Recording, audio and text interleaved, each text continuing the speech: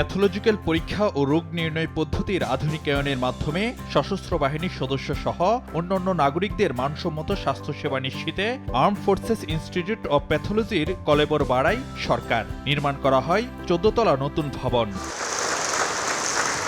রোববার সকালে ঢাকা সেনানিবাসে বাংলাদেশ সেনাবাহিনী পরিচালিত প্যাথোলজিক্যাল পরীক্ষাগার ও রক্ত সঞ্চালন কেন্দ্র এএফআইপির নতুন এই ভবনের উদ্বোধন করেন প্রধানমন্ত্রী শেখ হাসিনা।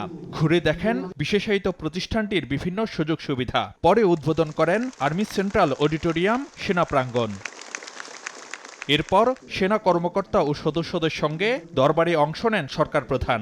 বলেন, আওয়ামী লীগ সরকারের প্রয়াসে ৭৫-এর পর হারানো আস্থা বিশ্বাস আবারও ফিরে পেয়েছে সশস্ত্র বাহিনী। আমাদের সেনাবাহিনী আজকে জনগণের পাশে দাঁড়ায়, জনগণের আস্থা বিশ্বাস অর্জন করেছে। ৭৫-এ ১৫ই আগস্টের পরে সেনাবাহিনীর উপরে যে আস্থা এবং বিশ্বাস সাধারণ মানুষ কিন্তু হারিয়ে ফেলেছিল। আমার প্রচেষ্টা ছিল যে সেনাবাহিনীর প্রতি আমাদের সাধারণ মানুষের একটা আস্থা বিশ্বাস যেন সৃষ্টি হয়, যেটা যে কোনো একটা সেনাবাহিনীর জন্য একান্তভাবে জরুরি, স্বাধীনতা সার্বভৌমত্ব রক্ষার জন্য প্রয়োজন।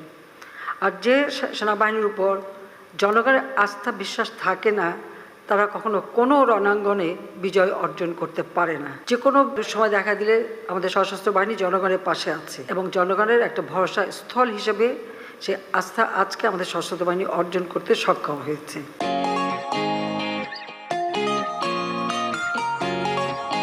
এ সময় ফোর্সেস গোল 2030-এর আলোকে সশস্ত্র বাহিনীর আধুনিকায়নে সরকারের লক্ষ্য তুলে ধরেন শেখ হাসিনা।